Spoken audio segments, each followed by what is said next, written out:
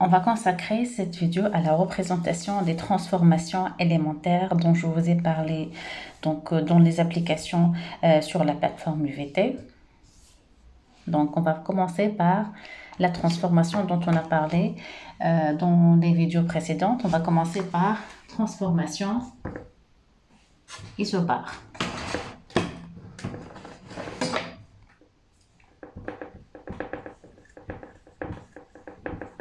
La transformation isobare pour une pression égale à une constante.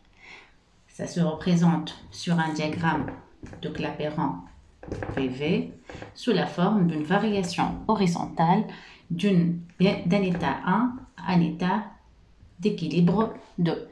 C'est-à-dire qu'on va garder une pression constante P, mais on va varier le volume d'un volume V1 à un volume V2. Alors, deuxième type, c'est transformation isochore.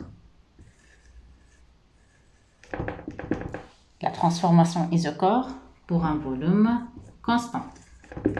Sur un diagramme Clapeyron PV, je vais varier d'une position, par exemple 1, à une position 2, ou bien le contraire. Donc, je vais varier verticalement, de sorte que on va garder le même volume V, mais on va varier la pression d'une pression 1 à une pression 2.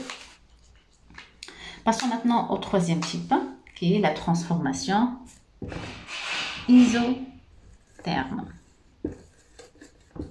C'est-à-dire que la température, elle va rester constante. Donc, sur un diagramme Clapeyron, qu'est-ce qu'on va représenter? On va représenter des allures paraboliques. Les allures paraboliques, ce sont des isothermes. Alors, la question qui se pose maintenant, pourquoi est-ce que les allures isothermes se représentent par des allures paraboliques? Alors, pour le montrer, on va revenir à l'équation des gaz parfaits. PV égale à nRT. Sur un diagramme de Clapeyron, j'ai toujours, qu'est-ce que j'ai? J'ai un volume, une pression.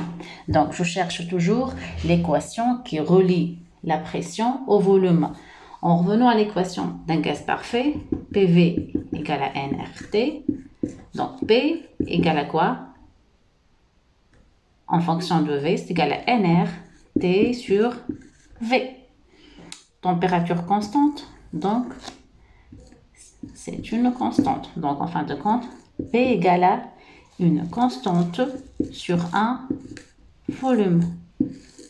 Et mathématiquement, une constante sur un volume, elle est représentée par des allures paraboliques.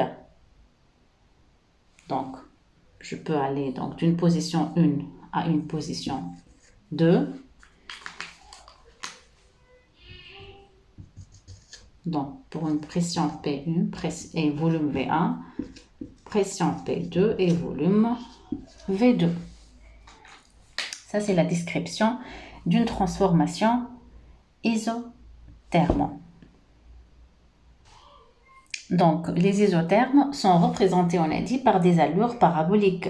Et voilà, donc je peux représenter plusieurs isothermes sur la même courbe. Donc, notons bien que au fur et à mesure qu'on s'éloigne de l'origine, qu'est-ce qui se passe?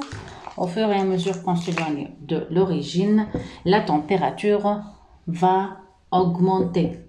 C'est-à-dire que si je vais considérer T1, T2, T3, donc ce sont trois isothermes différentes.